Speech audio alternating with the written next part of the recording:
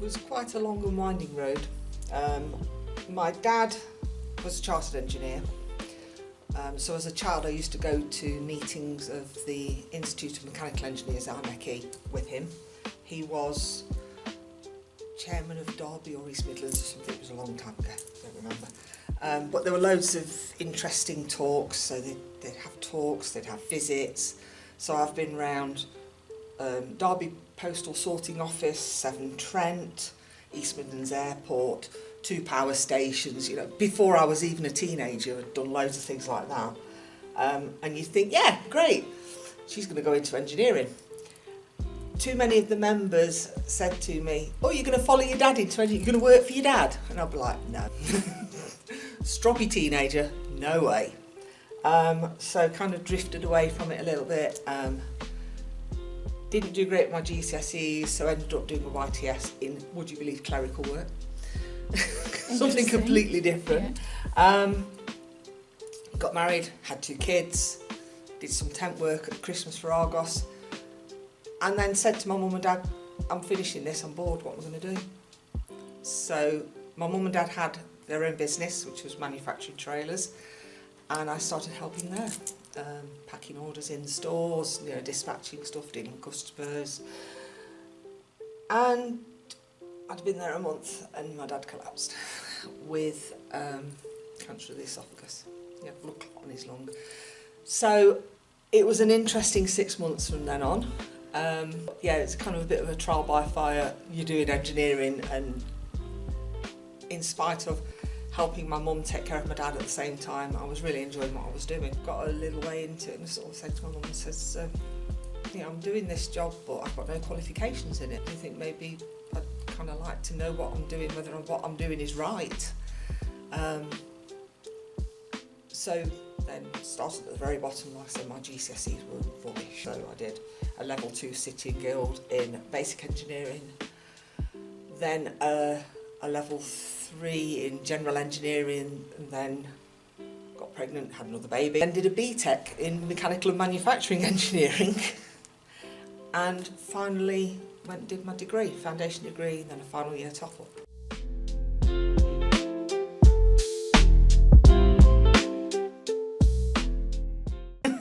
That's a whole nother story. So after I graduated, it was the middle of a recession, so kind of difficult to find any work. I ended up going and doing temp work at Bombardier, building wiring looms for a while. A colleague, he was my lecturer but then became a colleague later, had said, did I want to do some sessional lecturing with him? And I turned it down the first time, and then I got a second chance. He asked me again a year or so later, would I want to do it? And I didn't want to say no, so I managed to persuade my husband to agree with me that I could do this. So went teaching level 6 CAD. While I was there, they were looking for demonstrators for the workshop stuff as well, so another colleague suggested I go and have a chat with Jeff, who was in charge of all the technicians for the workshop, and ended up doing both. From that, I then got a full-time job as a technician. Still did some sessional lecturing on different bits and bobs, and I was there for about 10 years. The last year I was there, well, the colleague that had got me into it in the first place moved to DMU, and then rang me one day and went, there's a job going at DMU, you can do this. I'm like, oh, okay, let's have a look at it. So there, that's how I got here.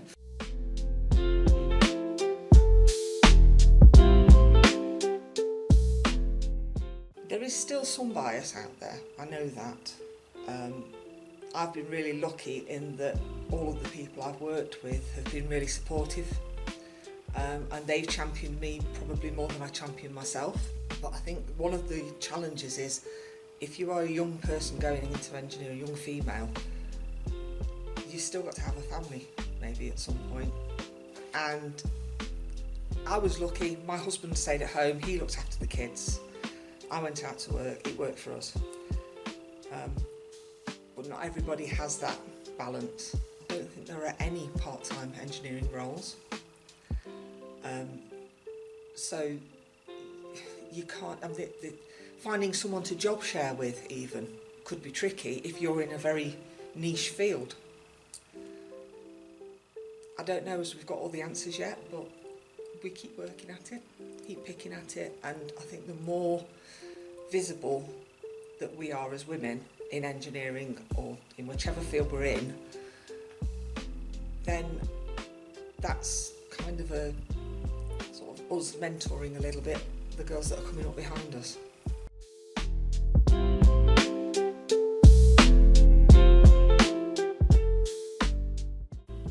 There wasn't any one specific moment, it was kind of a bit of a gradual shift with some of it. So when I was doing my City and Guilds, I used to sit next to a phone. We used to have to do technical drawing, but by hand. There was no CAD. There was no computer operated system that we used then, it was all hand drawn. And she was struggling to understand because we were given an object that was 3D and we had to convert it to 2D. And she couldn't get her head round the switch. And she sat there and says, "It just looks like an elephant to me." Okay, it's an elephant, okay. So if you're in a helicopter above the elephant and you're trying to draw the top view, you'd be able to see the trunk, the ears, the body, the tail. You know the feet are there, but you can't see them. Okay. If you stand in front of the elephant, you can see the ears, the trunk, can't see the tail, you can see 2 of the feet. Okay. If you stand at the side, so you've got the trunk, 1 of the ears, 2 of the feet, the tail. Oh, and that was it, the light bulb moment, she got it. It was like, oh, yeah, okay. And it kind of happened a few times that, like lecturers that I had at the time, college tutors will go, "Can you just catch so-and-so up because he missed last week and we did this," and then carrying on with it. I was helping people, and that is kind of what this role is, you're helping people. So it's sort of drifted me in that direction.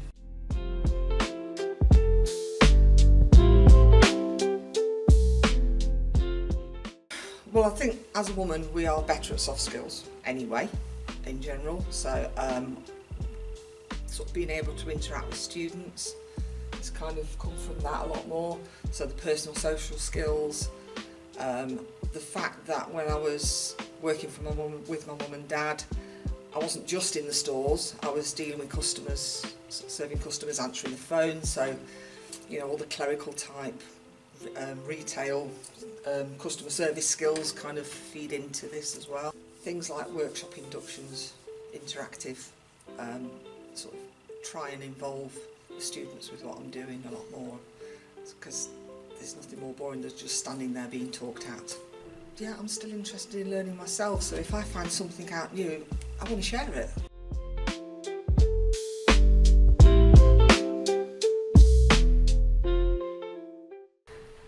Yeah, because I doubt any of them get called uni mum or workshop mum.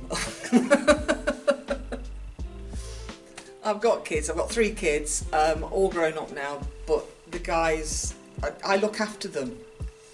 Because I look after DMU Merlin, which is our US challenge team. So they build 3.4 metre wide aircraft, the last one was. So I'm kind of quite involved with them. I'm sort of talking to them all the time. They tend to crash out in here. I get students that will come in to use the PCs and then they just keep coming back every day. Because it's become, I suppose, a little bit of a social space to work in that's just ours, just aeronauticals. So yeah, that's probably different to how men would approach it.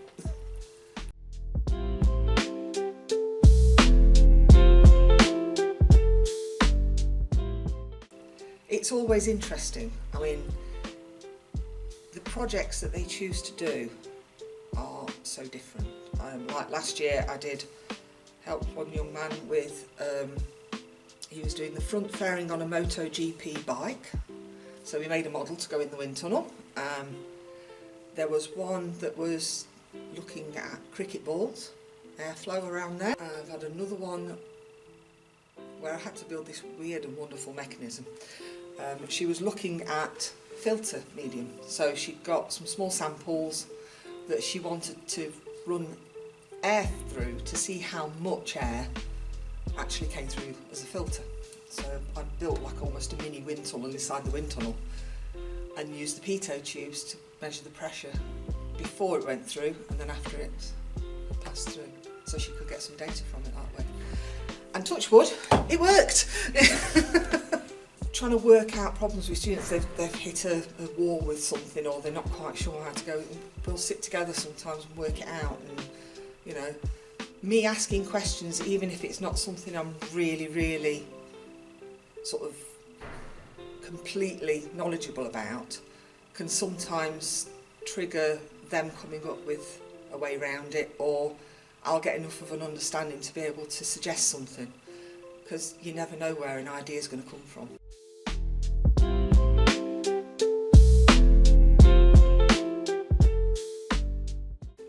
You just never stop learning. There's always something new and different to learn. Some of it I learn from the students, because they are so happy about the field that they want to go into. They're so interested that they'll come with some weird idea and I'm like, oh, I've not heard of that one, tell me about it, you know. It's, so like last year I had a student who was didn't fully understand it. It was all about getting ions across the wings, so using electricity to generate wind to actually move the aircraft instead of using an engine. So I was like, oh, okay, not heard of that one. So he sent me some links and we had a look at things like that. I've got one this year I know coming up who is wanting to do some rocketry stuff, so I'm kind of catching up with that. Learning the software, because some of the software that they use I haven't used before, so I'm kind of picking that up as I go along, and it's quite funny sometimes because I'll go, oh look, I've learned this, and they're like, it's so funny. They're like, oh yes, well done, you know. It's like they've been doing it forever, and yeah. Playing with the equipment. I mean, that's sort of coming in and playing with the big flight sim here, or even the desktop flight sims, figuring out how to land an aircraft and being able to say, yes, I didn't crash and burn this time.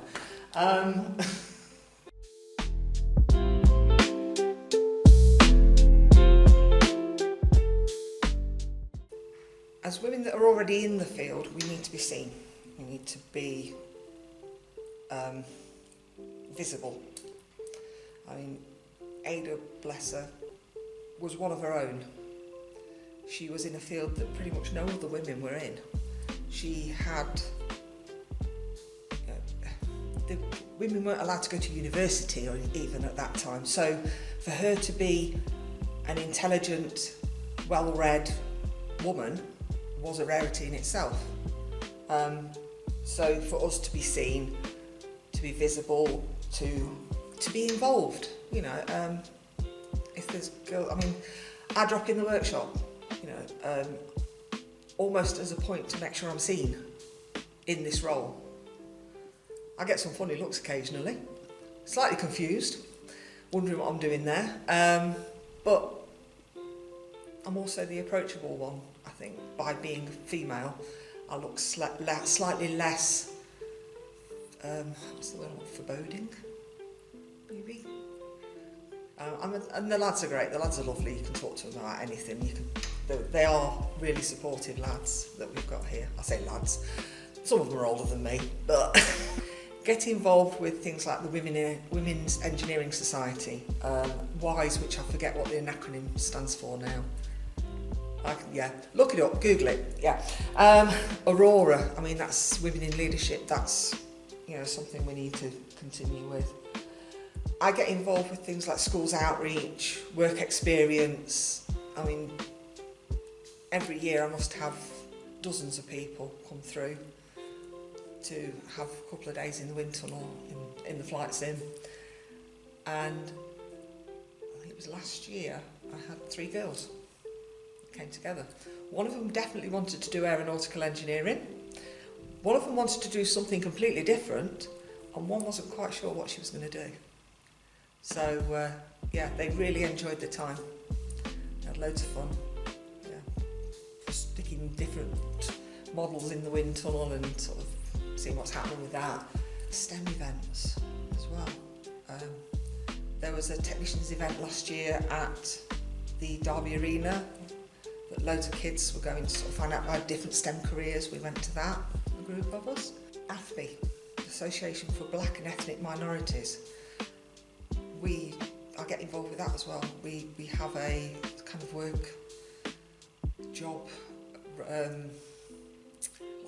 work experience. So they do interviews, and they do like the activities they're doing, like test centres if they were going for a job, and you know, they get them to look at a project, and it's just building up their skills and building up their confidence as much as anything else.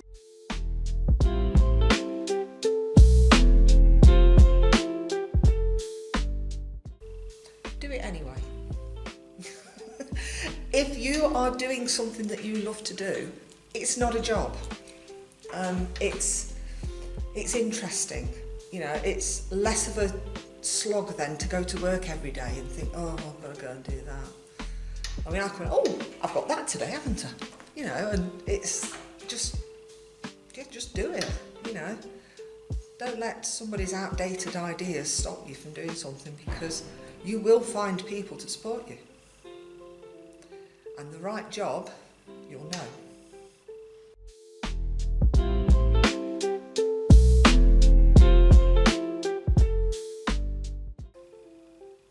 We need more role models. Doesn't matter what gender they are, if they are championing, you know, women, different nationalities, ethnic minorities, whatever. If they're good at what they do, get them involved. If they're enjoying what they do, get them involved. You know, let people see how varied engineering is. Not just aeronautical engineering. It's such a wide field. You don't have to be sat in front of a computer. You don't have to be working on dirty machines with a spanner in one hand and a screwdriver in the other. Although my last job, I did a lot more of that. You know, you find what you enjoy doing. So find somebody to champion you. If you think that there's not enough in that field, then drag them in, help them, support. You know, this university does have a great deal of support for everybody. Women, disabilities, ethnic minorities. I was going to say it's a big melting pot here, and yes, it is. There's so many different people from different countries, different nationalities, and if they want to do engineering, it's like, great, come on, let's get on with it. Just keep joining us.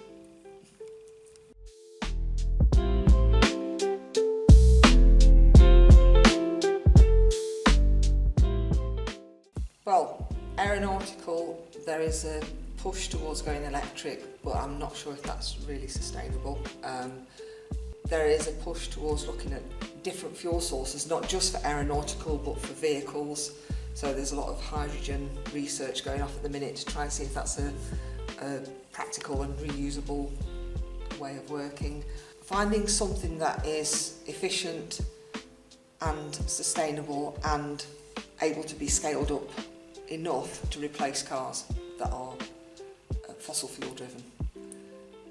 And at the moment, if we go down the sustainable route with electricity, you've got solar, wind and tidal systems, but they need improving more so we can get more efficient and effective electricity generation from them if we're going to go down that route. There's so many other energy sources to be looked at. In terms of education, what do I want to see the students learning? They still need to understand how things are made physically. So get in the workshop, get them making something. You know, design for manufacture it's a difficult link sometimes. You design something on CAD and it looks great, and then you think because you've done it on CAD it's this big. When you actually come to make it, you might have made it that big. Yeah. Or the opposite, you know, you meant to make it that big and it's actually like this big. That's happened because it's getting the relation in sizes, and so that they understand how things are made. Yeah, seeing how that's why DMU Merlin in some ways is great, because they're not just learning the theoretical stuff about aero, they're then applying it to something and having to work out, why doesn't this work? There needs to be playoffs from design to manufacturing to make it work. So something that you design isn't necessarily always able to be perfectly replicated physically. So yeah, they're learning that, and it's a good thing that they're learning.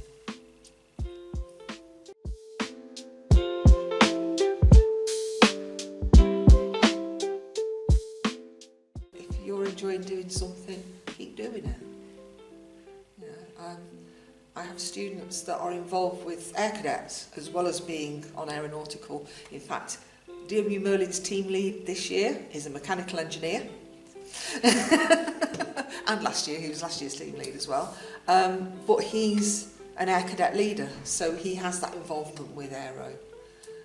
He has that understanding. You know, it's there just